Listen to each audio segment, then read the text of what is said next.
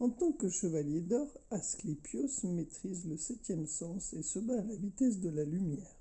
Il est dit qu'Asclépios est le plus puissant de tous les chevaliers. Asclépios avait de très puissants talents curatifs, donc excellent guérisseur. Asclépios, donc dit Ficus, était un chevalier qui a acquis des pouvoirs divins. À cause de sa puissance, il a été puni par les dieux. Ce chevalier est mort il y a très longtemps. Ça, sa mort, c'est une légende.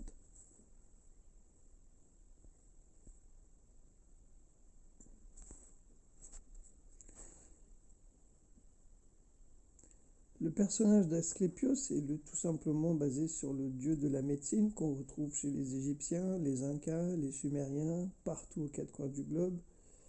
Le fait qu'il est capable de régénérer son corps à volonté laisse à penser qu'il se trouve toujours au Tartare, mais que son âme a investi le corps d'Odysseus durant quelque temps avant d'y retourner. Cela rappelle la méthode utilisée par Hadès. Ça ne vous dit rien, cher collectérien ?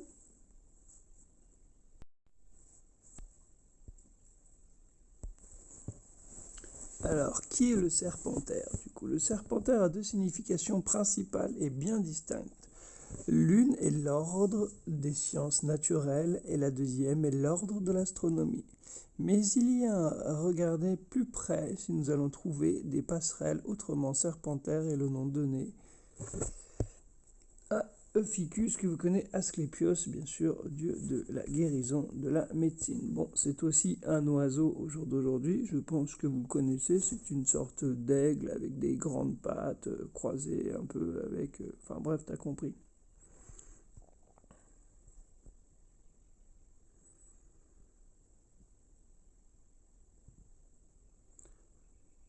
Pour être précis, à la constellation du Sagittaire, et pourquoi donc? Parce qu'effectivement, la constellation du Sagittaire existe après celle du Scorpion et avant celle du Serpentaire. Rappelons qu'une constellation est un regroupement d'étoiles, ainsi suivant les traditions, les époques, les coutumes, etc. L'illumination du Serpentaire variait. Il a fallu attendre 1930 pour officialiser cette constellation par l'Union astronomique internationale des Teubés. Elle prend le nom latin de Ficus, le porteur de serpents, en rapport avec la mythologie romaine, bien sûr, forcément. Tout de même, la constellation du serpent, un peu comme notre oiseau tueur de serpents, divisant la tête, de la constellation du serpent et la queue du serpent. En rapport avec le zodiaque astrologique, le serpentaire est considéré comme le 13e signe du zodiaque et le plus puissant de tous parce qu'il écrase tous les autres, puisque la Terre rencontre bien cette constellation dans son parcours annuel. Pour certains, la constellation du Scorpion a trop tendance à s'étendre vers le sud, sortant ainsi de la trajectoire de la Terre. Il faut donc bien considérer le Serpentaire comme 13e signe pour combler ce petit vide qui dure environ 2 semaines. Et en plus, un phénomène particulier se produit quand les nuages gazeux et de la poussière... Quand la Terre passe annuellement dans cette région, l'espace entre les étoiles est composé de nuages gazeux et de poussière. Au niveau du Serpentaire, des deux courants d'air composés principalement d'hélium viennent à la rencontre de la Terre. Donc, si tu as bien compris, les aurores boréales, mon frère, ce phénomène provient donc du Soleil qui ne parvient pas complètement par son champ magnétique à dériver ses vents. Le Soleil est capable de les repousser au-delà de l'orbite de Pluton, la planète la plus éloignée du système solaire. Mais localement, une brise arrive donc à pénétrer par la fenêtre du Serpentaire. Il s'agit d'un cône où le Soleil concentre la matière poussiéreuse et qu'il maintient par sa masse. La force de ce vent peut varier et se renforcer avec le temps. La question est à l'étude, encore aujourd'hui, pour les scientifiques un petit peu teubés que vous connaissez. Mais si on voit spiritualité, on voit beaucoup plus loin.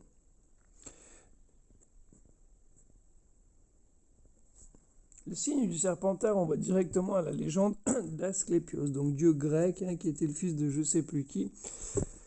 Il correspond à Esculape pour les Romains et se rapproche d'un personnage historique de l'Égypte ancienne appelé Imhotep, forcément le guérisseur, doté de nombreux talents architecturaux, philosophiques, médecine, etc., etc., etc., etc.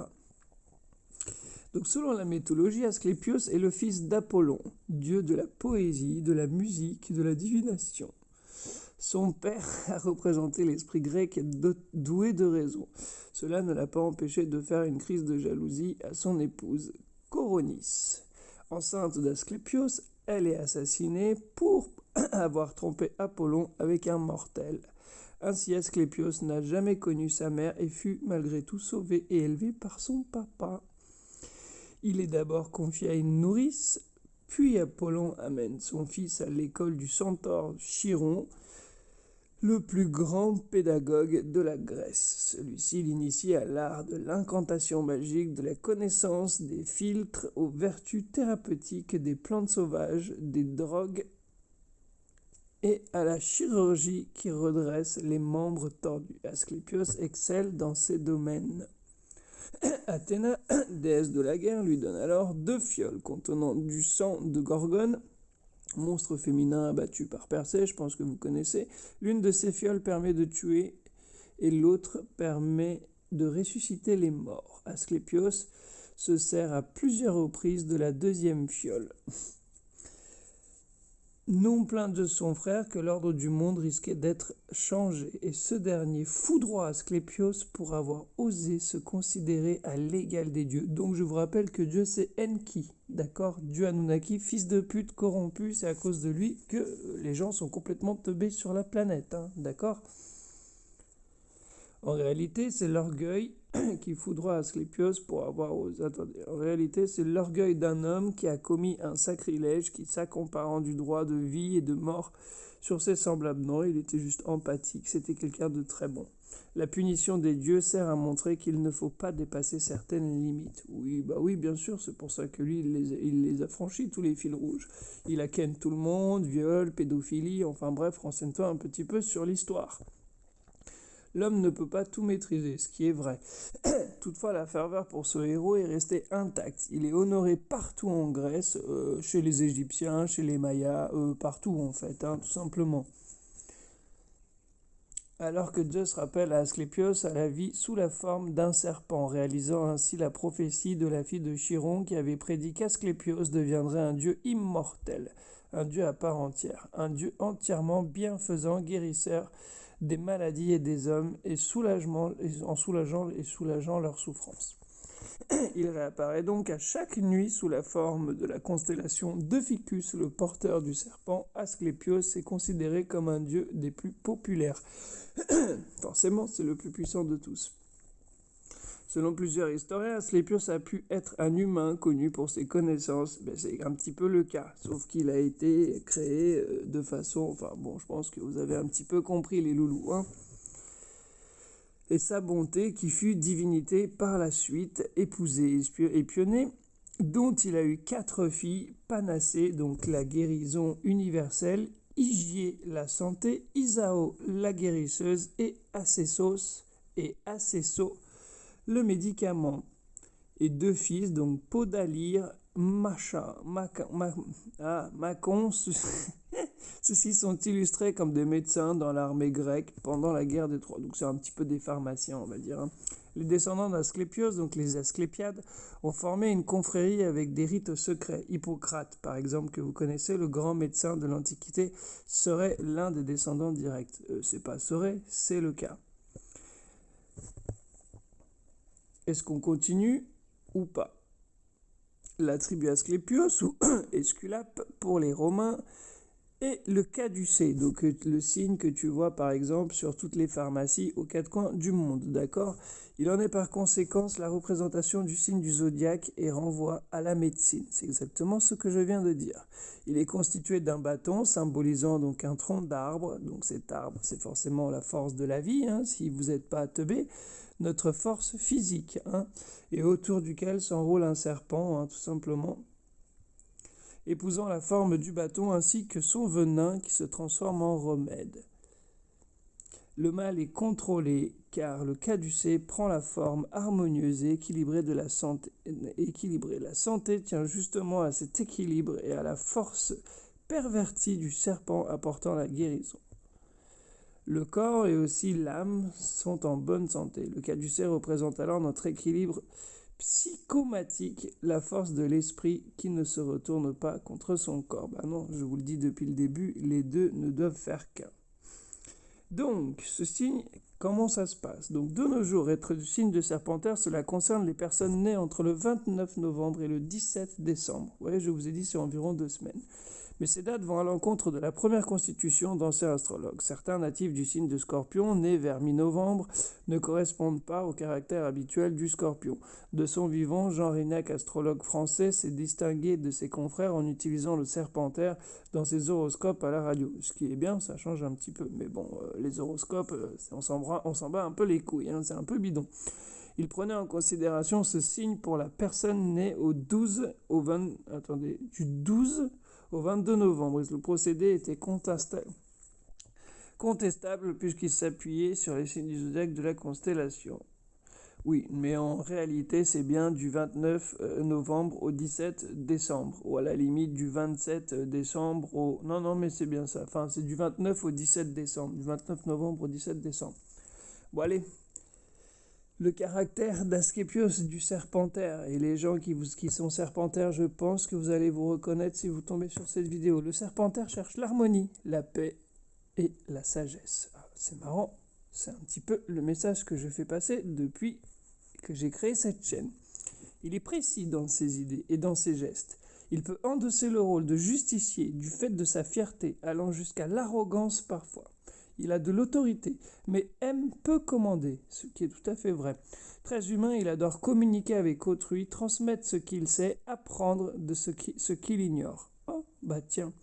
Il cherche toujours à accroître son savoir et peut facilement poursuivre de longues études, tout en n'ayant apparemment pas de secret. Il sait très bien masquer le but qu'il poursuit réellement, très diplomate, sachant argumenter minutieusement. Il se tait souvent pour écouter les autres. Bah ouais, et quand il parle, par contre, c'est pas pour dire de la merde. Tenace, le Serpentaire n'abandonne jamais. Oh, bah encore, tiens. Une idée va jusqu'au bout de ses plans avec une opiniâtreté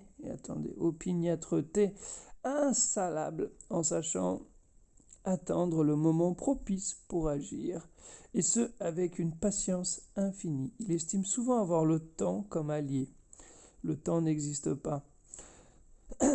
D'où justement son meilleur allié. Le natif Serpentaire a un bon esprit d'analyse et de synthèse qui lui permet de tirer généralement des leçons d'événements et peut donc se prévoir de conséquences d'actions présentes ou futures, avec une précision remarquable grâce à la richesse contenue dans son expérience.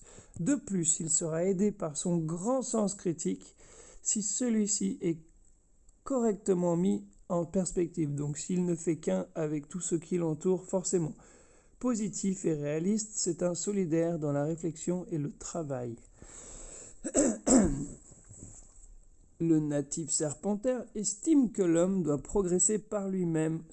Ah bah tiens, encore. Oh bah dis donc, c'est drôle, non? Seul et que l'on n'obtient rien sans donner quelque chose en échange.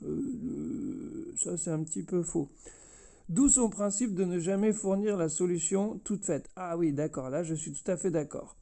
Un problème qui concerne autrui ou autre chose, qui sait, chacun doit trouver sa voie personnelle. Voilà, c'est ce que je vous explique depuis que j'ai créé cette chaîne YouTube en fait.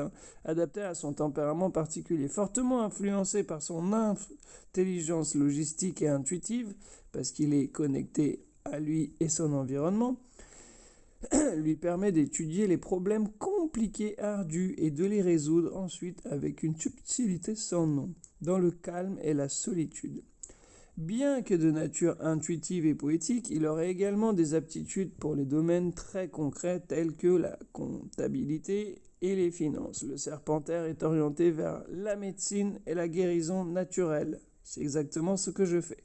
Côté ésotérique, il aurait des prédispositions pour l'astrologie et prémonition et interprétation des rêves. Bah oui, c'est normal. Le natif du Serpentaire a besoin d'avoir une grande liberté d'action. De toute façon, c'est un électron libre. Comme je vous l'ai dit, c'est le plus puissant de tous.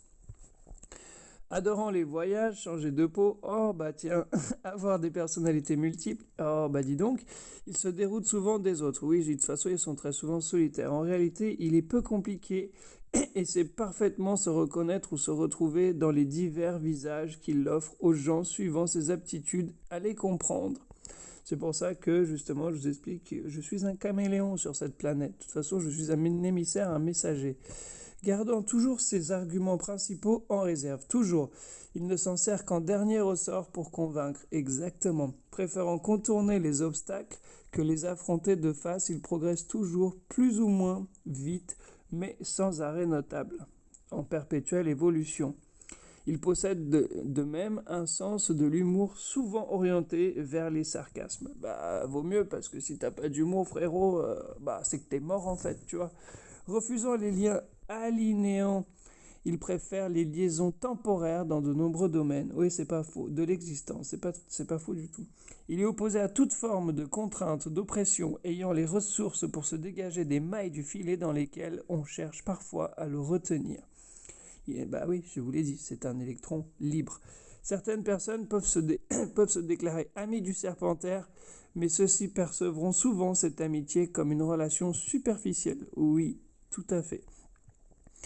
Ne cherchant pas les responsabilités, le natif le serpentaire sait pourtant assumer les siennes avec autorité, compétence et adresse comme le chirurgien ou le médecin. Le serpentaire aime la vie. C'est un sentimental, possédant fort tempérament sensuel. Il ne néglige donc pas du tout les amours. Mais faut pas que ça dure, quoi. Si ça devient une routine, il va se barrer. Au contraire, c'est un séducteur ou une séductrice, né grâce à son charme magnétique et à son éloquence naturelle qui lui permet donc de se montrer fort attirant, bien qu'il soit considéré comme légèrement égocentrique. Ah putain, qu'est-ce que je me retrouve quand je lis tout ça, c'est tellement drôle. Mais je sais que vous êtes nombreux aussi, quoi.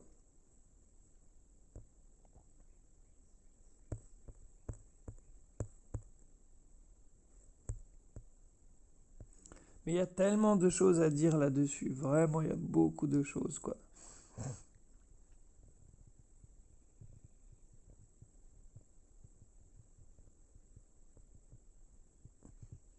Donc, accepter d'insérer le signe du serpentaire au détriment de la constellation de l'aigle le, ah, le détache donc de la symbolique du signe du scorpion. Il n'est donc plus un satellite du scorpion comme la constellation de l'aigle n'est pas greffée avec le signe du sagittaire.